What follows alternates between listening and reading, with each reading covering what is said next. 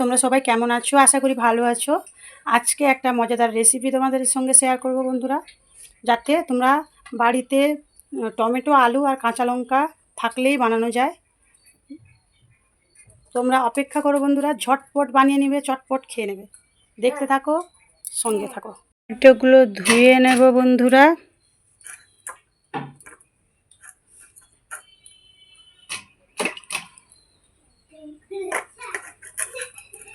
কাঁচা লঙ্কাও তাই সেই সঙ্গে ধুয়ে নেব, তারপরে কেটে নেব। প্রেসার কুকারে করতে পারো, আরও কম টাইমে হয়ে যাবে, কিন্তু তোমরা যাদের বাড়িতে প্রেসার কুকার নেই তারা একটা গামলাতে, পাতলা একটা গামলা নিতে হবে, গামলাতেও করে নিতে পারো। টমেটোটা কেটে নেব, একদমই পাতলা পাতলা করে টমেটোটা কাটবো।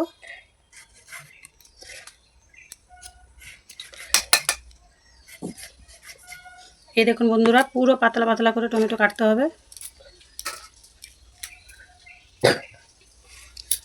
এবার বন্ধুরা আলুটা কেটে নেব, আমি একটা দেখিয়ে দিচ্ছি।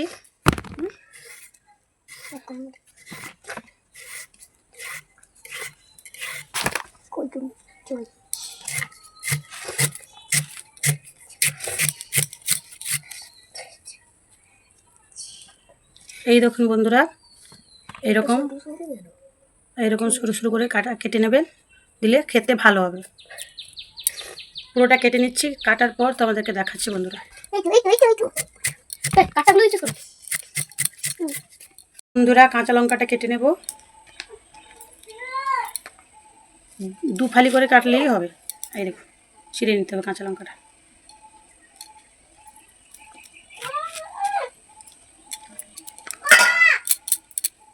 একটা কথা ছিল বন্ধুরা, যতটুকু তোমরা আলু নেবে ততটুকু টমেটো নেবে, দিলে টমেটোর তরকারিটা খেতে খুব ভালো হবে। এবার এই প্রেসার কুকারে দেখুন একটু কিছু দিইনি, এবার দেব আলু, দেব আগে।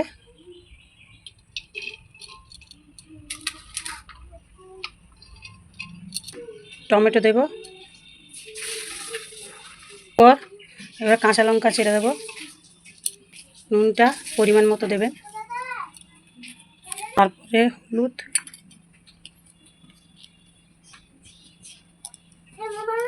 অল্প 5 ফোড়ন দেব,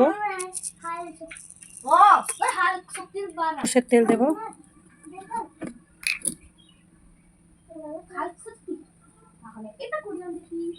এটা আপনারা সরষের তেলে করার চেষ্টা করবেন বন্ধুরা, টেস্টটা খুব ভালো আছে। তারপর এটাকে মিক্স করে দেব, একটা চামচের সাহায্যে এটাকে মিক্স করে দিতে হবে। মিক্স করে দিয়ে তাতে অল্প পরিমাণ, এই যে অল্প পরিমাণ জলটা দিয়ে দেবেন, দিয়ে ঢাকনা চাপা দিয়ে তিনটা সিটি তুলে দেবেন, সিটি তুলে নেবেন। তারপর দেখুন চটপট রেডি হয়ে যাবে টমেটো আলুর তরকারি। এরকম 3টা সিটি মেরে নেবেন, দমে রেখে দেবেন। নামিয়ে নিলেই রেডি টমেটো আলুর তরকারি। এখন ছেলে খেতে বসে গেছে। টমেটো আলুর তরকারি কীরকম হয়েছে বলছে দেখুন।